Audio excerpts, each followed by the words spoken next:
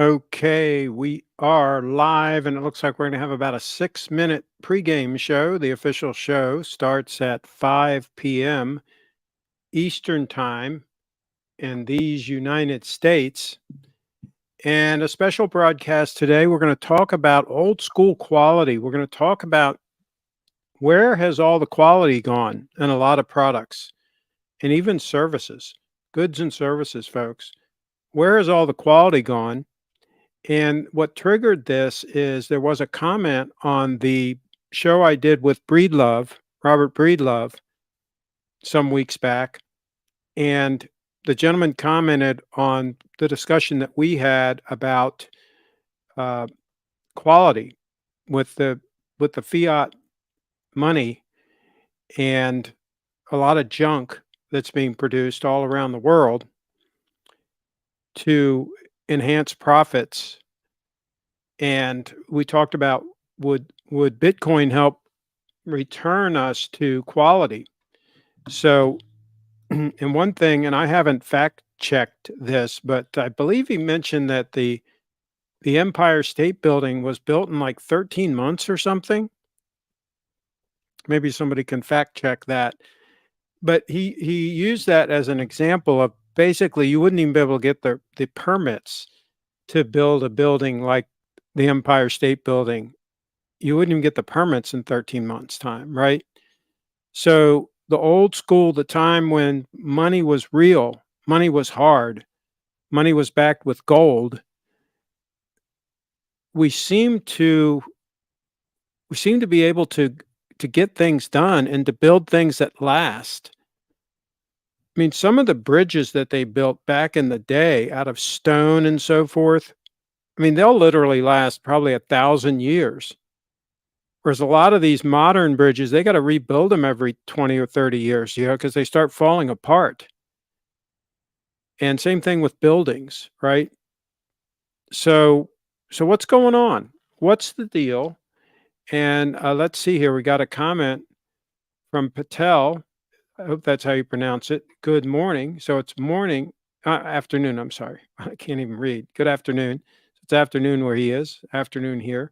How's your 002 stunner holding up? It's right here on wrist. It's doing great, doing fantastic. I love it. It's just such a comfortable watch on wrist. And I think this is an example of old school quality. Sure, it's got some new tech in it with the spring drive, relatively new. That's been around, what, 25 years now? So, but they did it right. They took their time. It took them a long time to develop the spring drive system and get all the kinks ironed out and get it so that it would be robust. They wanted it to be at least as robust as a normal automatic movement. And I think they achieved that. It's every bit as robust as an automatic, and in some ways more robust because it doesn't have an escapement mechanism, which a lot of times that's what can fail on a regular mechanical wind watch or a automatic watch because of that back and forth movement of the escapement that causes wear and tear. So this doesn't have that. So the other thing I used as an example on the thumbnail of this video, I put up a picture of my Breezer Uptown bicycle, a Breezer. They used to be made in USA. Now, some of the components I'm sure were made in Japan and so forth. So but the bike itself was made in the USA, and I don't think they're doing that anymore. So this is another on the long list of manufacturers that started out in the USA building high quality items. Look at Timberland boots. Look at North Face, the stuff they made for mountain climbers and stuff. Back in the day, that stuff was really high quality. The boots that Timberland made were really good quality. They were made in the USA, um, and then they started chasing those profits.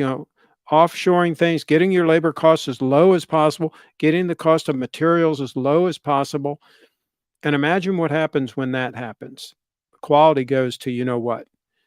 So on a hard money standard, will quality come back? I think it will. Craig, not sure if you knew, but Archie Luxury sold his Patek Calatrava and bought a Grand Seiko. Is this Craig? I think you're joking here. I thought his watches were stolen. I thought his Pateks were all stolen. Do tell. Fill me in on that. Let's see here. Craig, Tudors have really tanked in the secondary market. Does that potentially make them better value proposition to GS for a tool watch? I don't think so. I think there are much better options. I still think even at the tanked prices, you can probably buy a used Omega for not much more money, or maybe a used um, Grand Seiko. There's a lot of Grand Seikos, especially if you're willing to go to the 9F movement. And I would definitely take a Grand Seiko with the 9F over a Tudor. Now, if you absolutely needed something to swim with, I would probably go after a decent quality Seiko, not even a Grand Seiko, a decent quality Seiko diver's watch. I think I would take over the Tudor. So yeah, no, I think there's a lot of better options than going with a Tudor.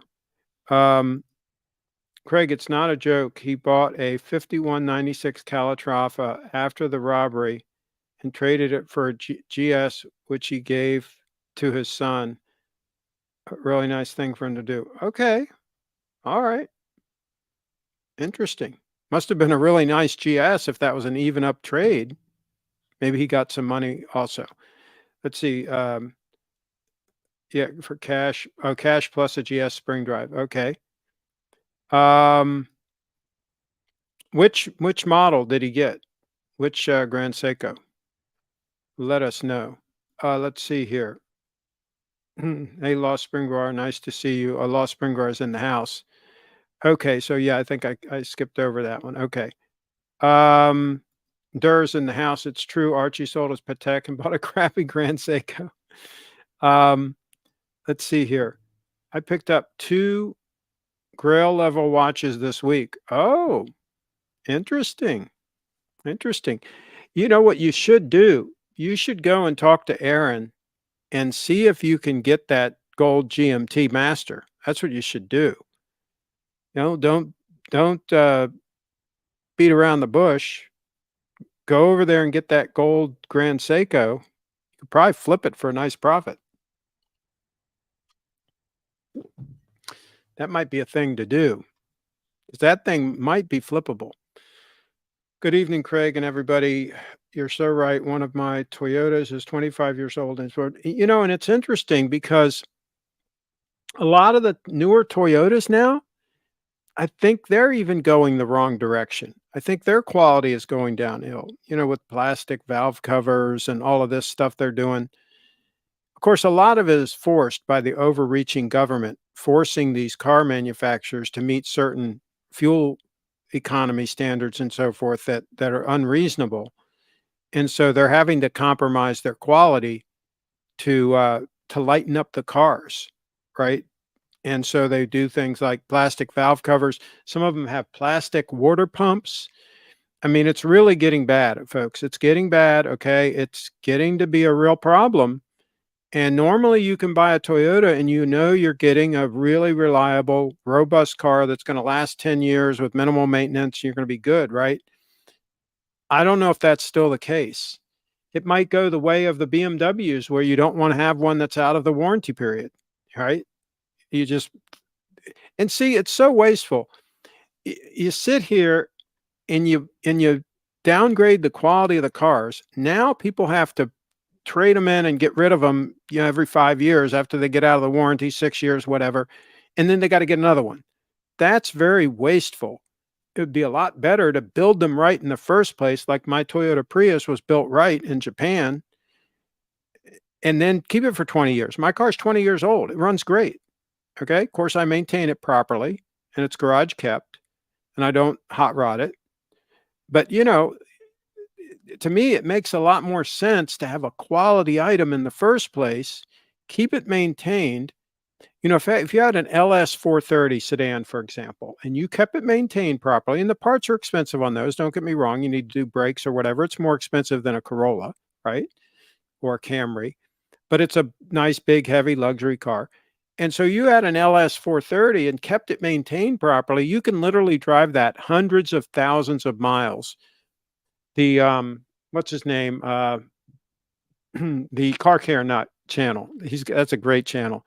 He's doing a restoration, if you will, on a 600,000-mile Lexus. It's got the original engine in it. Still runs good. He did replace the transmission, and he's replaced some other things. But generally speaking, the car is still very serviceable, and it's got 600,000 miles on it. So that's the way cars should be built. That's the way they used to be built. Jason also got a broke down Grand Seiko for like $5 and it wasn't even worth that. So he returned that broke down turd. Um, okay. Let's see. What else? Lost Spring Bar. The new MRG Frogman, blue and gray. MRG Hannah, but whatever that is. See, I don't even know what these are. See, I'm not that hip on the hipster stuff. I don't keep up on the hipster stuff. Let's see here. Lost Spring Bar. I've been emailing with Erin about checking that watch out for you. She was on vacation, but I'll check it out when she's back. Okay, cool. Has she been receptive? Has she replied to you and all? Yeah, do fill me in on details. Craig, I've been trying to convince Durr to trade his pet tech 5134 travel time for an 002 Stunner. Please help. I think he's beyond help. I think Durr's beyond help. Yeah, that might be the situation there. Craig, do they call it Grand Seiko so they can just charge more money for a Seiko? See, everybody rags on them for that name, that's not a good name. I think it's fine. I don't think it matters that much. Here's the thing. They don't sell a lot of watches, okay? Because they don't make a lot of watches. They can't make a lot of watches. There's a lot of hand work in the watches. And they don't have enough people. They don't have enough artisans. And by the way, they're starting to die off. And so it will become more and more difficult for them to maintain the quality and continue to produce these watches in Japan because these artisans are getting old. And not that many young folks want to do that work. It's not like Rolex where they can do most of it with machines, right? And they can mass produce 1 million watches a year. Grand Seiko can't do that. Craig, maybe you should jump on the AC3 show to congratulate the GS acquisition. It's okay. It's okay. I've gone on there before. They're kind of rude, but anyway, they'll have their fun over there. Craig, your poor class. Just get a day date back. I was thinking about that earlier today. The GMT Master, the gold GMT Master versus a day date. And the day date might be the way to go. And then the question becomes day date 36 or 40. I'm not sure that the 40 is the way to go. I'm not sure about that on the day date. The date 8, a 36 mil date 8 has a hell of a presence on the wrist. I think going to a 40 is a little bit overboard. I think. Like this watch is 38.5 mils, and I wouldn't want it any bigger.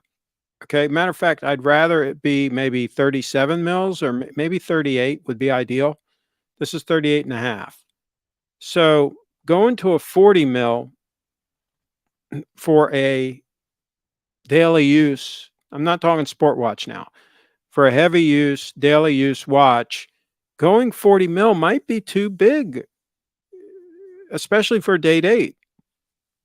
Now for a GMT, that's a kind of a sporty watch. 40 mil's great, right? Okay, Lost Spring Bar. Durr definitely needs to swap that Patek for an 002 true heirloom lifetime watch. He's not thinking long term, though, I don't think. He thinks more short term. Uh, Hello to the sexiest man in the subcontinent. There you go. Um, if I buy a used Lexus or Toyota, I'm taking it to the car care nut. Absolutely would be a good move. It would be a great move. If I get a I'm planning on my next car either being an LS 430, maybe an LS 460, but I'm leaning towards LS 430. He says they're better than an LS 460 in a number of ways. I know the LS 430 is great because I had one brand new. Okay. So I owned one of those. So I know they're great. But anyway, one of those, or maybe about a 5-year-old Land Cruiser, Toyota Land Cruiser. Either case, it's going to have to be a cream puff, low mileage, garage kept, super nice car. And if I get one of those, yes, I'm planning on taking it up, making an appointment, taking it up to the car care nut, and just letting him go through it and just make sure everything's the way it needs to be. And then maybe do that like every 2 years. Every 2 years, just take it up to him and just have it gone through. And then I can probably drive that vehicle for the rest of my life. Okay. Which may not be that long because I'm kind of old, but you get the gist. Durs in the house. I called Luxury Bazaar and asked them about trading in both Pateks for grand sake. On the phone on me, they said they didn't even want the initials GS spoken through their phone lines. Wow. Um, yes, Aaron has been emailing me back about setting up an appointment to see the watch. It's actually in the back, I think, and not a model in the Yes, she told me it's in the back. Yes, correct. It's hey, guys, it's for VIPs only. That's why she's holding it for me. Okay, she's holding it for me. She wants me to buy it. Okay, I'm full disclosure here. She wants me to buy it. She's been very nice to me. I haven't been down there yet. I've never met her. I've bought 2 solid gold Rolexes from them in the past. That was in the year 2000. I bought 2 watches from them, a lady date with diamonds and a gold date 8, 18238. So I'm a past customer. I only buy solid gold watches from them. Okay. And so she's got the solid gold watch and she's holding it because she knows I don't go stealing gold. That's not me. I'm not going to go stealing gold. Okay. You can forget about that. You can forget about steel. I'm not going steel. Even my sport watch is titanium, for God's sakes. Okay. Grade 5 titanium that is robust stuff, a lot more robust than steel, more corrosion resistant, just stronger, just everything about it is better. So yeah, solid gold watch, and she's holding it in the back for me. But I told her that Lost Spring Bar, I said he's a VIP also. So if he wants it, we'll let him have this one. I'll get the next one that comes in because I'm not in a hurry. I think long term. I'm not in a hurry. Whereas he always wants everything right now. So he can have it right now. And then when the time comes, I'll get one. And then we'll each have a gold GMT. Something a little bit unique, folks. Something a little bit different. Believe it, one of the greatest watchmakers of our time has said the best finishing is outside of Switzerland in reference to the micro artist studio at GS. Interesting. Very, very interesting. Patel, the man with the Lamborghini Patek, and Panache Hopewall as well. Biggest mistake I ever made was trading my 002 Stunner for a terrible move. I deeply regret. Are you trolling right now? Now, I will have to say the Lange that you got is not the one that I would pick. But then again, I don't like the way they do the lugs on any of those watches. I just don't like the way it looks like the lugs are stuck on, like they used to do with the old pocket watches that they made into wristwatches and they stuck lugs on them. It just, I don't know. It's just in the dial of that, it just didn't, it looked kind of cheap. Um, and I understand they're great watches, the movements are great and all of this stuff, right? I get it. I get it. But it just, it doesn't even come close to the 002 as far as class, style, elegance, being beautiful, all of these things that we want in an all-around beater. This is an all-around beater. This is not a, sure you can wear it for dress, but this is appropriate as an all-around beater watch. Very robust, holds up great to heavy use. There's in the house. I think Oppenheimer needs to pay another visit to Japan, to Grand Seiko Factory, so they can start over fresh. Um, the best watch to eat a steak at Texas Roadhouse is the Grand Seiko 002 Stunner. There you go. Um, Craig, why would you need two gold watches? Seems redundant. Buy Bitcoin instead. I did. I did. I bought a Bitcoin specially for this purpose. Okay. Maybe you didn't hear me talk about this before, but I bought a Bitcoin back when it was around 16,000 or so. And I said, okay, this is an extra Bitcoin I'm buying because I've already got plenty of Bitcoin in cold storage, more than I'll ever need in all my years, you know, and my legacy, everything, the whole deal. Yeah, I got plenty of Bitcoin. But anyway, I bought an extra Bitcoin and I said, okay, what I'm going to do is when Bitcoin hits 100,000 USD, I'm going to go ahead and sell that one Bitcoin and then I'm going to pay the capital gains tax, give the government their cut, although I think it's ridiculous. And then I'm going to buy the gold GMT. This was my plan. I'll put it that way. The gold GMT or day date, one of those two. I haven't decided for sure which of the two. And then an LS 430 and or a, not and or, either a LS 430 or a Toyota Land Cruiser in mint condition, and then have it fully serviced by a car care nut guy. And so basically I will have gotten a solid gold Rolex and the LS 430 or a Land Cruiser for 16 grand. Basically, that'll be the end result of all that. So I thought that was a pretty good plan. I thought it was a pretty good plan. And by the way, everybody's panicking now because the Bitcoin price went down a little bit and all that. All these short-term thinkers, right, are all panicking now. And the bears are coming back out and saying, it's going back down to 10,000, and all this, okay, great. I mean, if it goes down to 10,000, I'm all over it. But I don't know. I think that's risky, hoping that it's going to go down to there and waiting for that. But we'll see. But no, Bitcoin's going to be fine. What's happening is, let me tell you what's happening with Bitcoin. There are a certain number of people that are new adopters to Bitcoin. I say new, like in the last couple of years, since Michael Saylor came in. And some of those people have strong hands, like Michael Saylor, that are buying a certain amount of Bitcoin and they're going to hold it. They're not going to sell it. They're not traders. Okay. And what's happening is right now, the weak hands, and a lot of them are OGs, Bitcoin OGs that mined it back in the day and they have thousands of Bitcoin. They are slowly selling off their Bitcoin and buying houses, boats, islands, whatever, right? And so the Bitcoin is transitioning from them to people like Michael Saylor that play the long game, right? And what's going to end up is they're going to lose all their Bitcoin. Maybe they'll keep a few here and there, but these weak hands are going to end up losing all their Bitcoin. It's going to transition to the strong hands that are holding, right? And that transition can take another couple of years, to tell you the truth.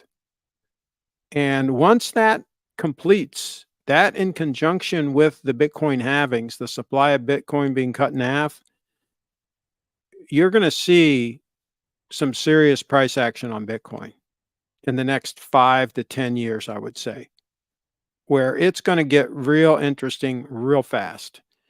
And again, for me, 5 to 10 years is a short time frame. Some people might think that's forever, right? But to me, that's a relatively short time frame, and things are going to get pretty wild. So I would say just have a nice stash of Bitcoin in cold storage off to the side, at least one Bitcoin for each member of your family. That would be a minimum number, hopefully 2 or 3. And then I think you're going to be fine. if you have a strong hand and you don't give in to temptation and sell your precious Bitcoin. Car Care Nut has more energy than Car Wizard. And I think he's really good. I've watched him. I love his videos. I mean, he goes into detail. He shows everything. I think he's for real. I think he believes in fixing the car right and not taking shortcuts, not, putting zip tying something together, right? He always talks about zip ties. And he always rails on aftermarket parts, all these people using all these aftermarket parts, right? So I really think he does it right. I'm sure if you make an appointment and you take your car to him and you have it fixed, it's not going to be cheap. I can guarantee you that. He's not going to be the cheapest guy to take your car to, but I can guarantee you it'll probably be done right. And that is worth paying more money. And he's in the he's in your neck of the woods, right? Isn't he? He's not that far from you, right? So Durr could use him. Let's see here. Craig, please get a platinum day date. I don't yet no. I mean, no, because it would be even heavier, less comfortable than a yellow gold one.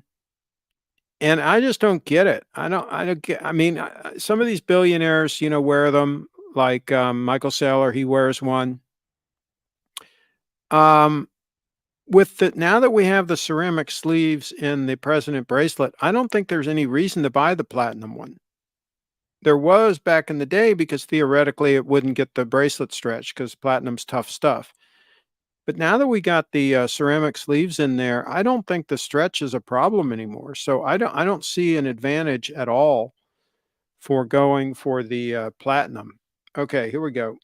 Craig, you got to get a GS vanity plate on the Lexus. Um, steel and gold is for poor, less fortunates with bad taste. It was always a compromise watch. It was never the watch to get back in the day. We frowned upon it. We really did. We stayed away from it. A couple of my friends bought them, and they got rid of them as soon as they could, and ended up getting all gold or whatever. But I would much prefer going with just like a steel GMT Master.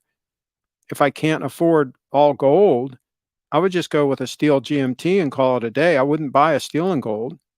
I just think it's a compromise watch. Let's see. Lost Spring Bar has an 8K G-Shock. He reached new heights in watch collecting. If Seiko is wrong, I don't want to be right. Craig is pure definition of good. Craig is pure definition of good looks and style. Wears great shirts. You can tell it from the width of his collar. He has good taste for cars, Land Cruiser, Lexus, loves date, real life. Okay. Thank you very much. This is a Gitman Brothers shirt. Since we were talking about old school quality, I figured I'd put on a Gitman Brothers shirt. This was made in Pennsylvania, United States of America. And it's extremely comfortable. It's got plenty of fabric in the sleeves and so forth, so you can move. It's got plenty of fabric in the body of the shirt, so you can move. None of this trim fit stuff that the hipsters are wearing these days. And they're all wearing these stretch pants. Have you seen all these ads for the stretch pants? Those look silly. First of all, they look silly, and they can't be that comfortable with pants like hugging you all the time, right? Putting pressure on you all the time so that they're real tight, right? Sure, they show how they stretch, and all that, but there's no substitute for just having extra fabric in your pants. So your pant leg is nice and wide so that you can easily move your legs all around and it doesn't bind in any way. That's why they put extra fabric. If you look at any of the old suits back in the day, they always had extra fabric in the pants legs. The pants legs were pretty wide, right? Because when you sit down, that extra fabric makes it very comfortable, right? There's a reason people did these things, okay? There's a reason why they put extra fabric in the shirt. So when you move, it doesn't bind, right? This is not accidental. This is not, they would not waste fabric for no good reason. They wouldn't use up fabric by putting extra fabric in the shirt if there wasn't a reason for it, right? Because obviously it costs them more money, right? So think these things through, guys. Notice the gathering here. Notice the gathering of the fabric before it gets to the cuff. See that? That's because of all that extra fabric that's in the shirt. A cheap shirt, you're not going to have as much gathering like that. Let's see here. The only weak hands are the ones not wearing Grand Seikos. Craig, when is Bree's next big music video release? Can she do a Grand Seiko 002 rap for us? That's a good question. She's in Miami right now and she likes it. And it's hot. It's hot down there. Don't get me wrong, but she likes it. So she's down in Miami as we speak. I talk to her daily. Let's see, Bitcoin, hypothetical question. What if Bitcoin miners went out of business? How would that affect Bitcoin? Okay, so it's a very good question, Tim. The big publicly traded miners, if they get overextended, let's say they borrow too much money to buy mining equipment and things like that, and then the price of Bitcoin goes down, and so they're not making as much money, or the price of their electricity goes up, they're very dependent on cheap electricity, right? So if either one of those things happen, they are at risk. So what happens then is they go out of business and maybe some other smaller miners pop up here and there and pick up the slack. That's what has happened in the past is it moves to other areas. And Bitcoin, one of the really cool things about Bitcoin is the miners seek out electricity that's as cheap as possible. Usually they're buying surplus energy that nobody else wants. Maybe it's a hydroelectric dam that is producing a lot of energy and there's no retail customers nearby to buy it, or there's not enough retail customers. So they have surplus extra energy that they would normally literally run to ground. And so the miner comes in and says, I'll buy that. And they buy it cheap, right? So at least the hydroelectric dam is getting something for that electricity as opposed to nothing, right? And so the miner comes in and buys that very cheap electricity. So he's able to make money using that electricity to mine. And it could even be a relatively small operation. Maybe he's got 10 miners, you know? And so that type of thing will happen all around the world, anywhere where there's cheap energy. And miners are always seeking out that energy. And some Bitcoin miners are small operations where they only have a few machines. Some of them are much bigger operations. So it's just like any competitive business environment, they'll come and they'll go, but there's incentive to do it because, hey, Bitcoin, is money, right? I mean, they get 6.25 Bitcoin or whatever every 10 minutes is awarded to the miner that wins that 10-minute lottery, if you will. So there's money in it. While there's money in it, there will be people that will want to do it. And the Bitcoin hash rate is at like all-time highs.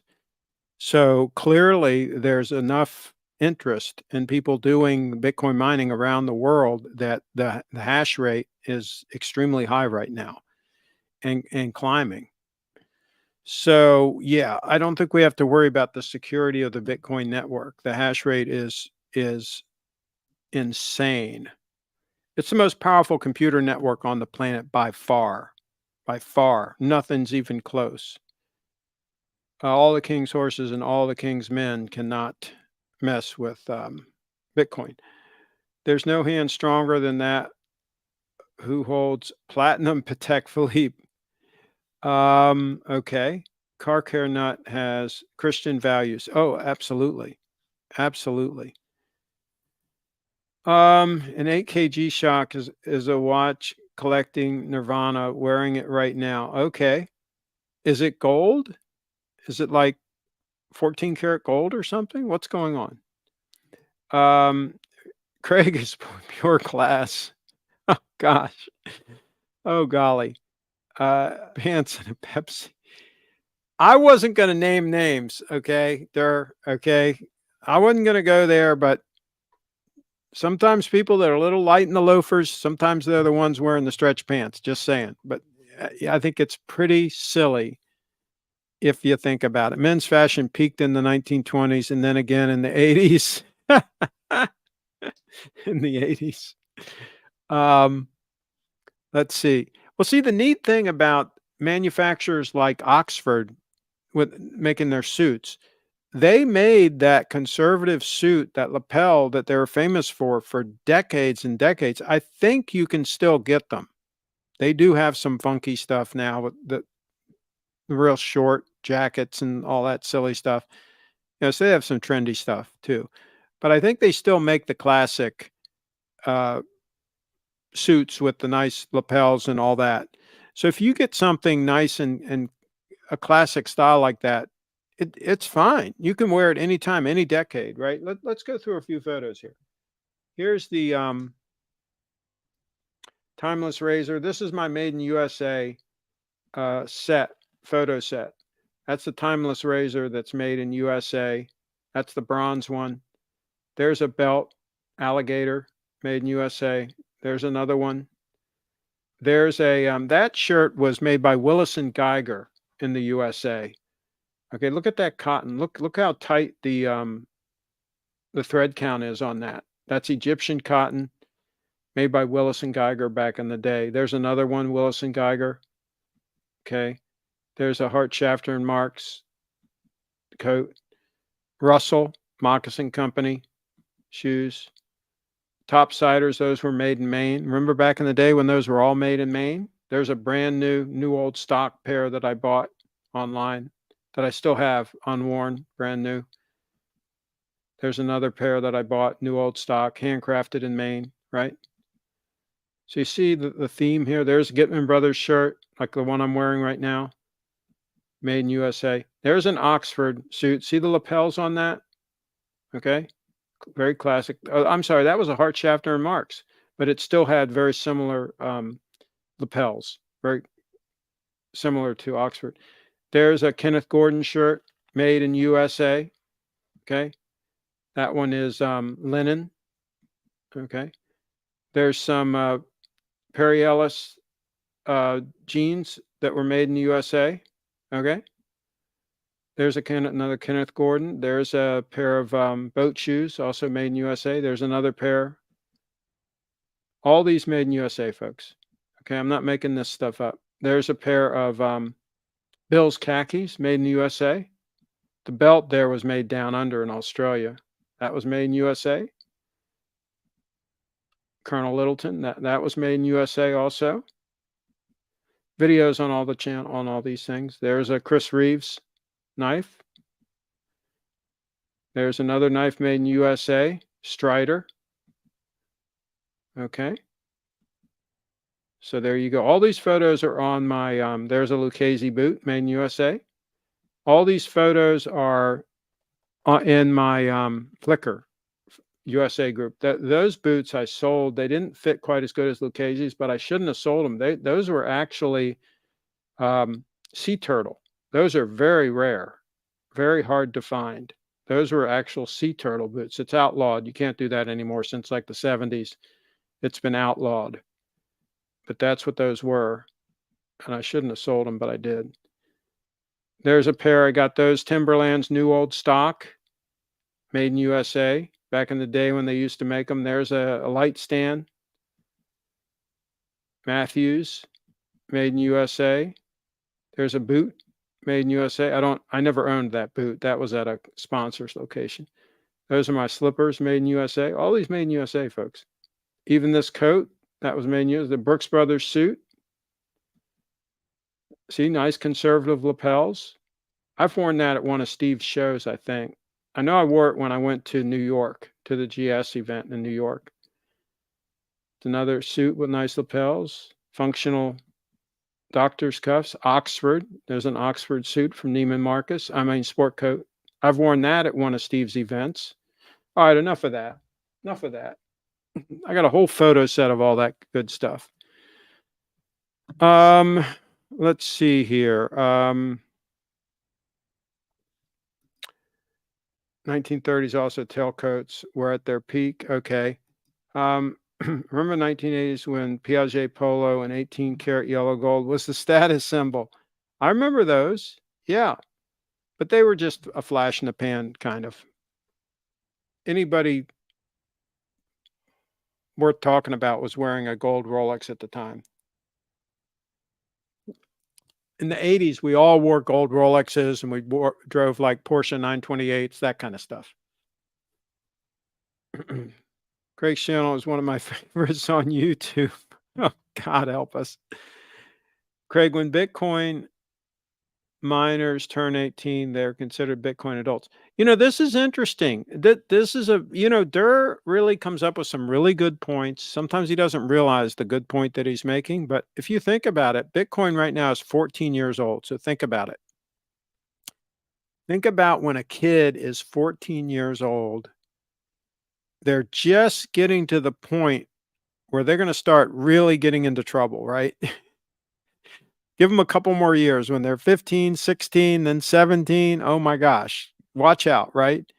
So it's kind of the same thing with Bitcoin. We're getting to the point where Bitcoin's going to start getting into its stride, and you're going to have like that BlackRock ETF is going to be approved maybe a year from now, whenever, right? All these things are going to start happening, and Bitcoin is just going to get freaking wild, right? It's just going to go crazy, right?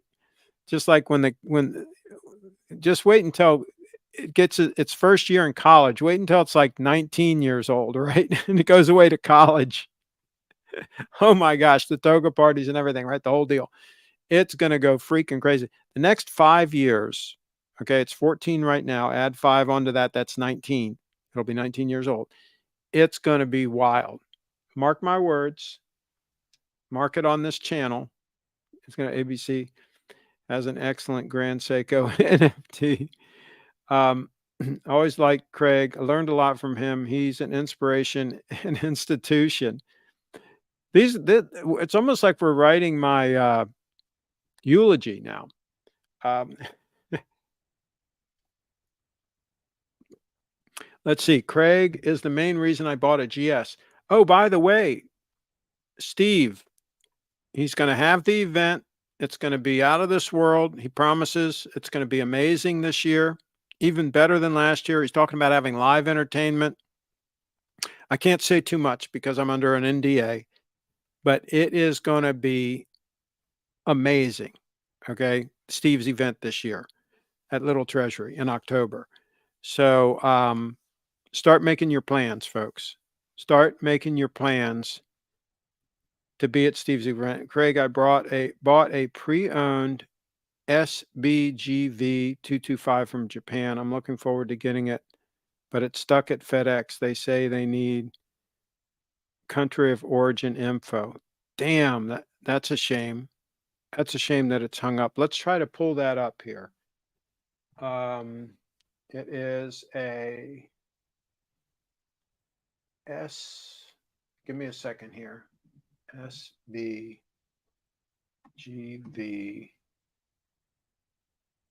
225.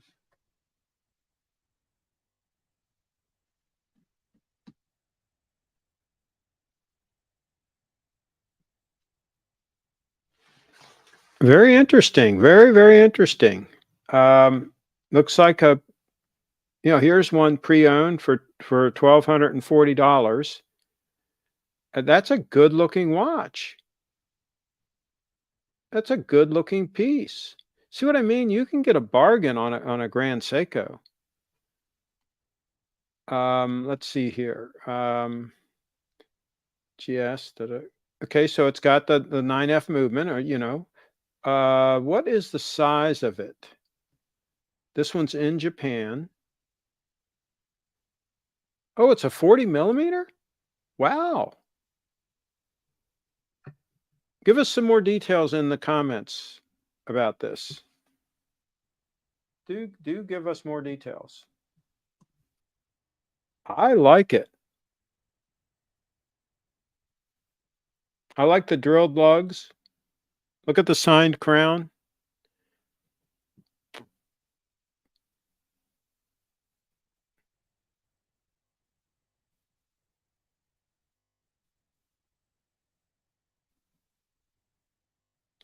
Nice case design, nice shape.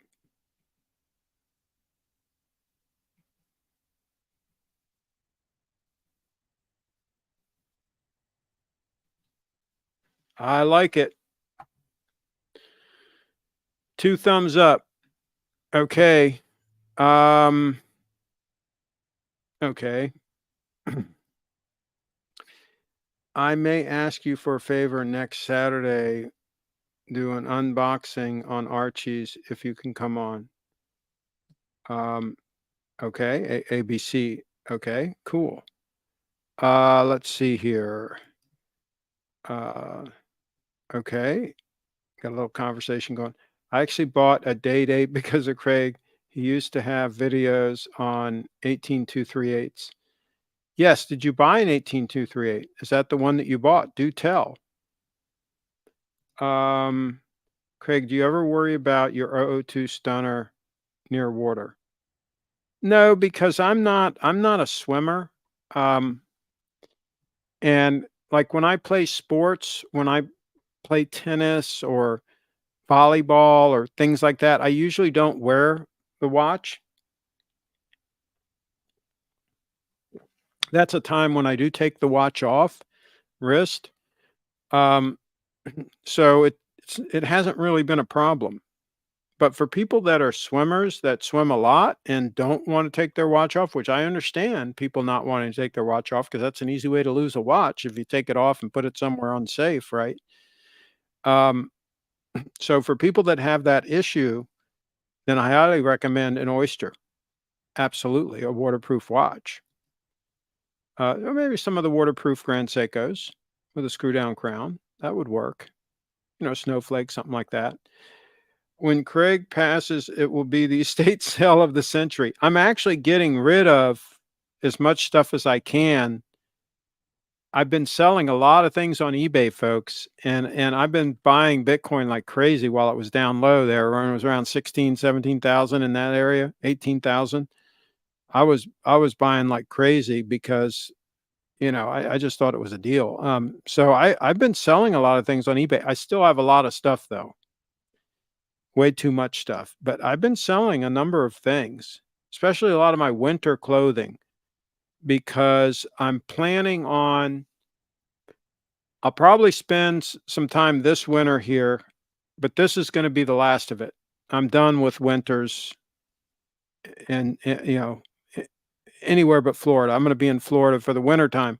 And so I don't need the cashmere top coats. I kept one cashmere top coat. I sold 3 of them. I had 4 cashmere top coats, right? So I sold 3 of them. I had like 4 Burberry trench coats, and now I'm down to like 2. Well, maybe I still have 3. Maybe I had 5. I sold a couple of them anyway. I think I had 5, now I have 3. But anyway, um, 2 of them, one of them's a trench coat, one's a fly front. Maybe I only have 2 left. Anyway, I still have plenty of top coats. I still have one of my wool top coats that's really nice. I really like. I have a cashmere top coat that I really like. Um, so I probably won't sell those. I sold a couple of the winter suits. Um, so yeah, I'm trying to get rid of some stuff. I sold 2 of my shearling coats, one that was made in England, one that was made in the United States of America. Sold both of those. So I don't have a shearling coat anymore. I sold a couple of my leather jackets. I even sold my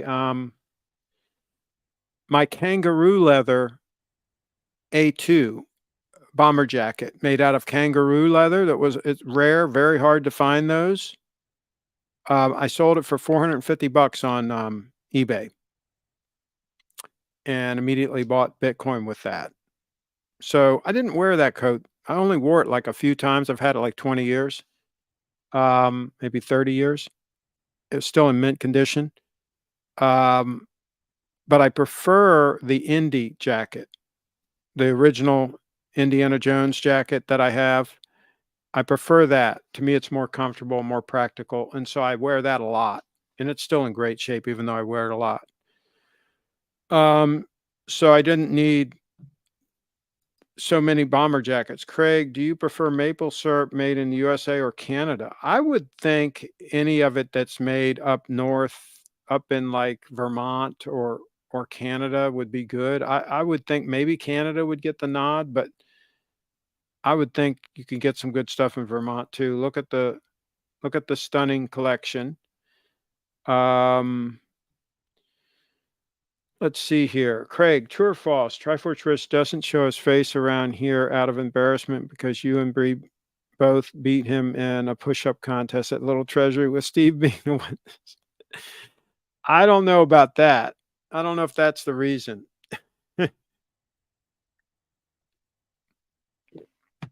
So, yeah, something just falling up down here.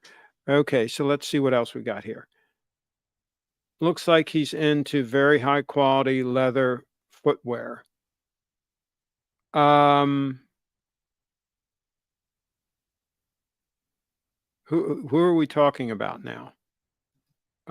Those carpets look expensive. Oh, carpets. Okay. That was in one of those photos. Okay.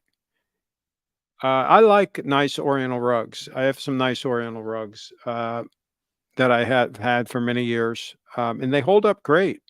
They're easy to take care of. They hold up great. So yeah.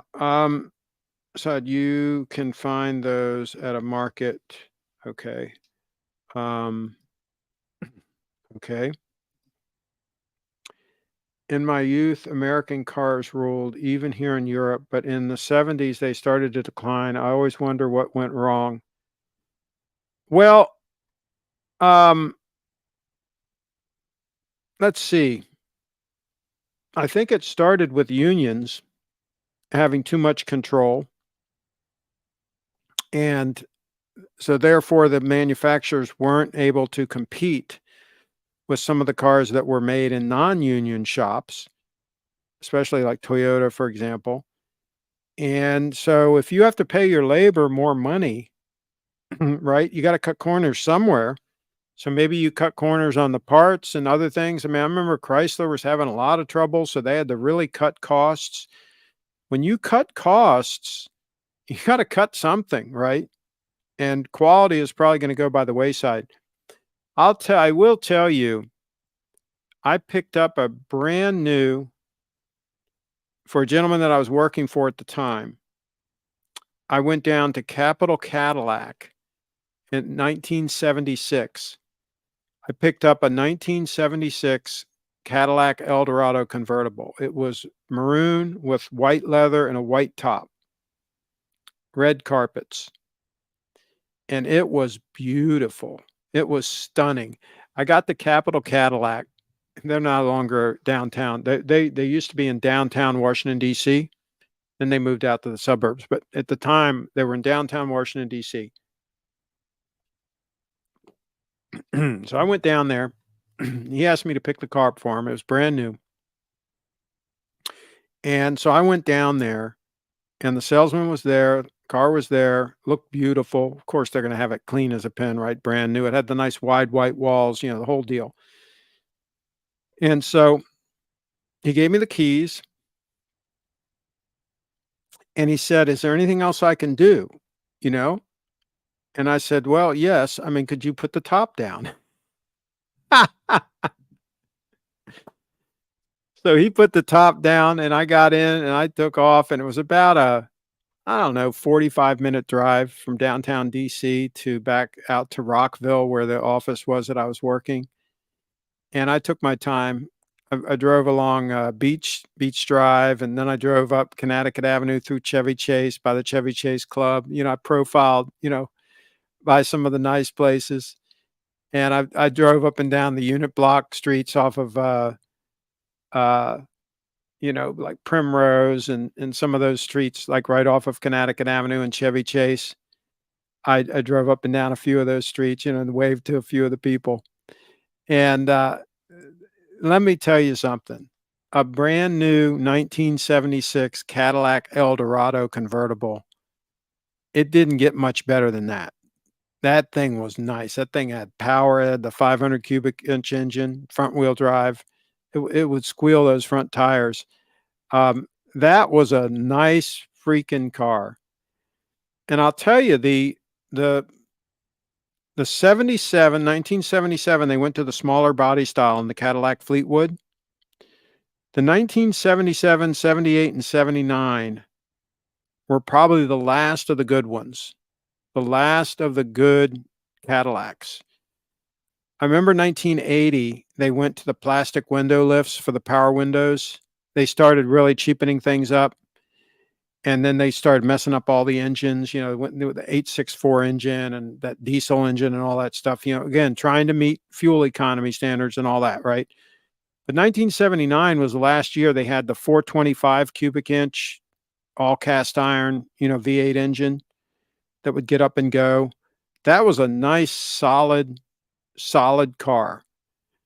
Of course, the 1976 Fleetwood, 133-inch wheelbase, that was the last of the big ones. But they had a rust problem. They would get some rust around the moldings and stuff like that. But those were good cars. Those were good, serious road cars. Uh, Go back to like a 1972 Cadillac Fleetwood sedan. That was a hell of a road car. Hell, I took some serious road trips on that thing. I took a road trip out west with a car trailer on the back, towing a car behind me. We're going like 100 miles an hour down the interstate, and the car trailer's like floating around, right? The air's getting underneath it, lifting up a little bit.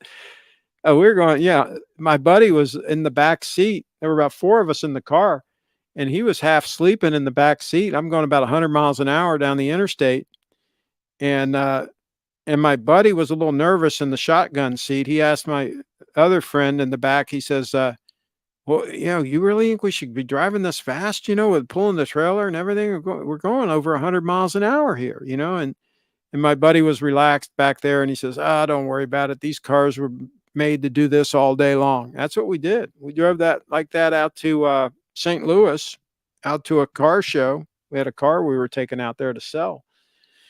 And we made record time out there, about 900 miles, about 9 hours flat. So that's what you do with those road cars. Craig, I'm actually being serious. If you prefer not to be praised to your face, I'll refrain. It's okay. No, I'm not. Hey, I'm fine.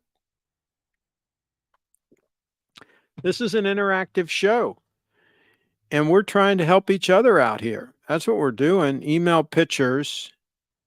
Email sent with pictures. Okay, we're going to take a look at that. Kit Courtney is going to rock, and Bree is going to twerk at the Little Treasure event. Kent has been having some health issues, so I don't know if he's going to be there. My toilet paper is more elegant than that Grand Seiko. 40 millimeter, okay. 20 millimeter lug width, okay, that's good. Look at that 231. Okay, here's the 231. All right, so we're going to find this this email. Give me a second.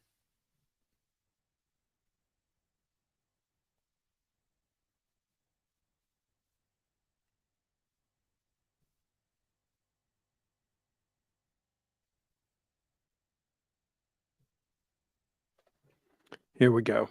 Okay, so here are the photos. Yeah. Yeah, it looks like the same one we just saw. Absolutely.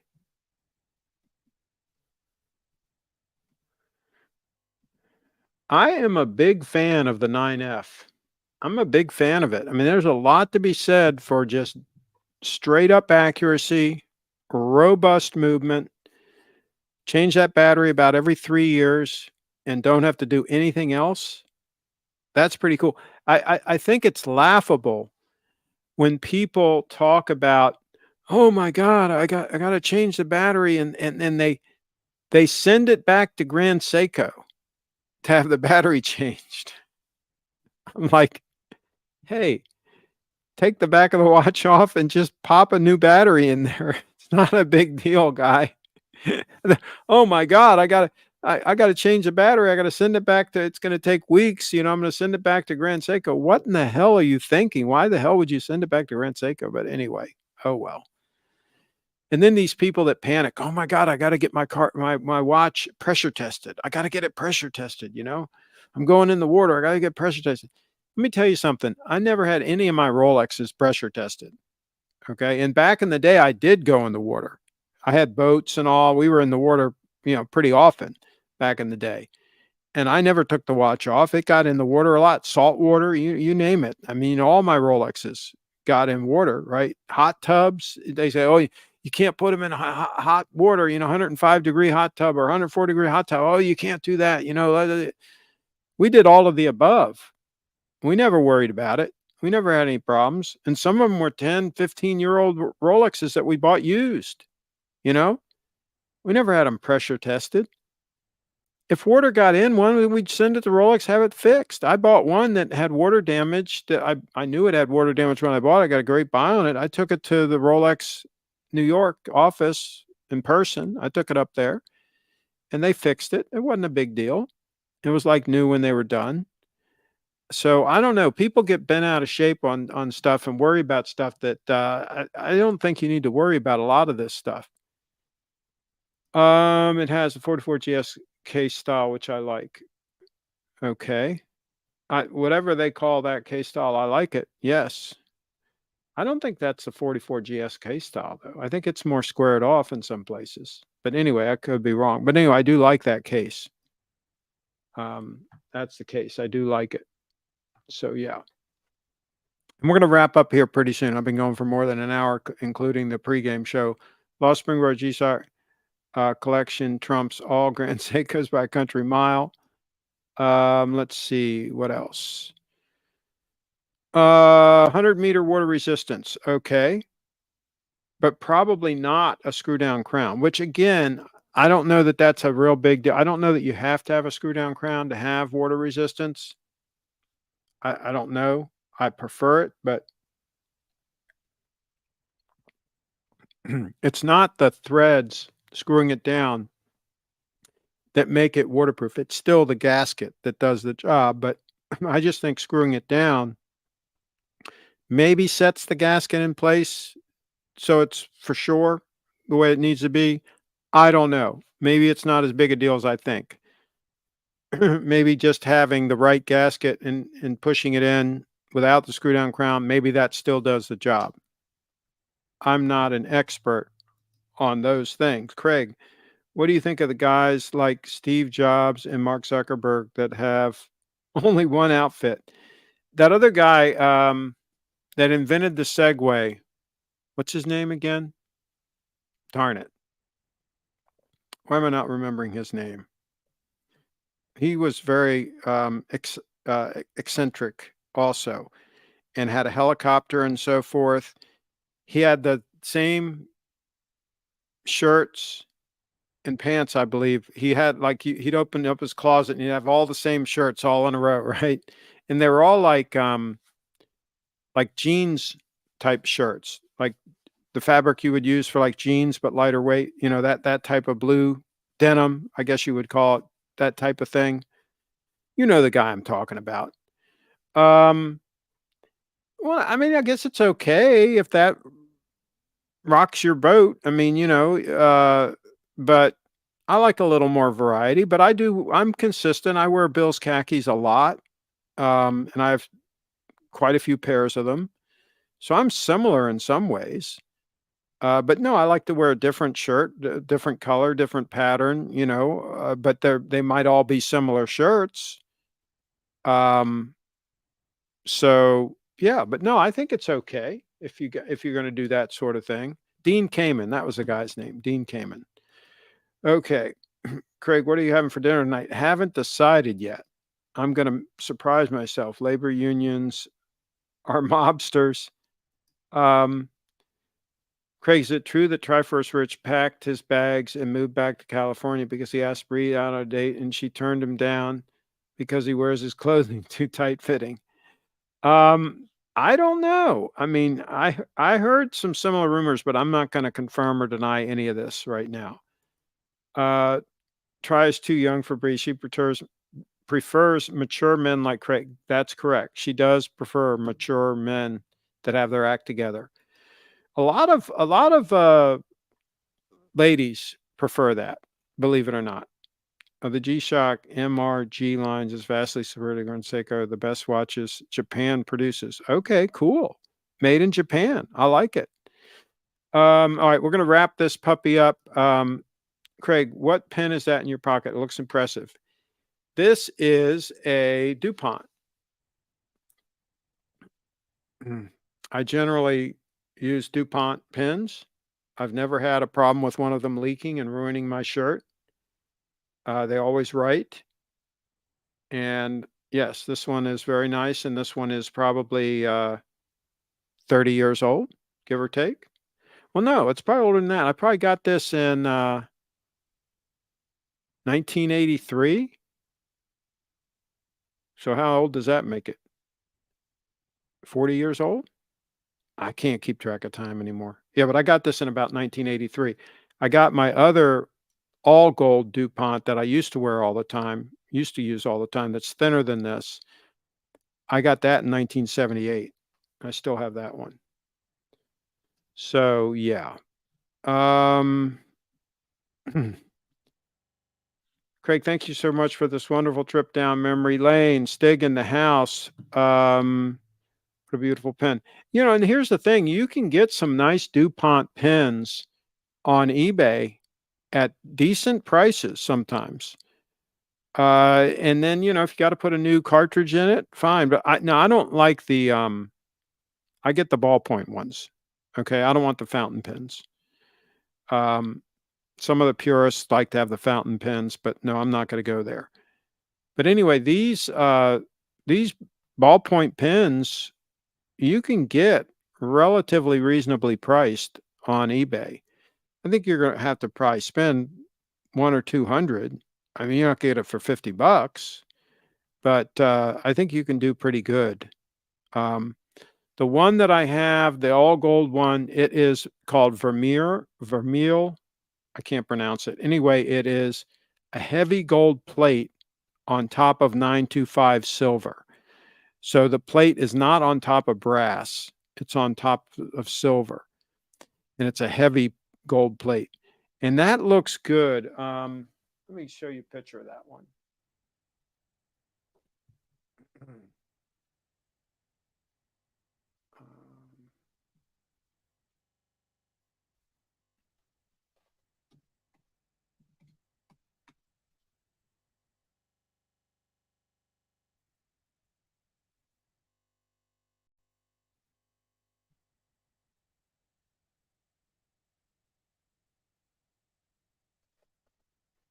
So there's the DuPont next to the date.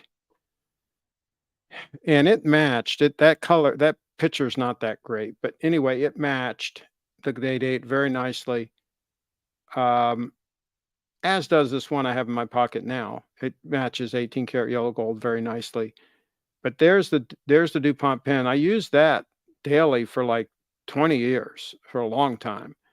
I just got so I like the fatter one that I'm have in my pocket now. I use it more often, but I use this other thin one sometimes. And it's very elegant clip on it there that has the lacquer in the clip, but the rest of it's all gold. And those I highly recommend. Those are very nice. And like I say, I do like this one, and this one has the lacquer on the bottom part. This is all lacquer, right? So I do like them both.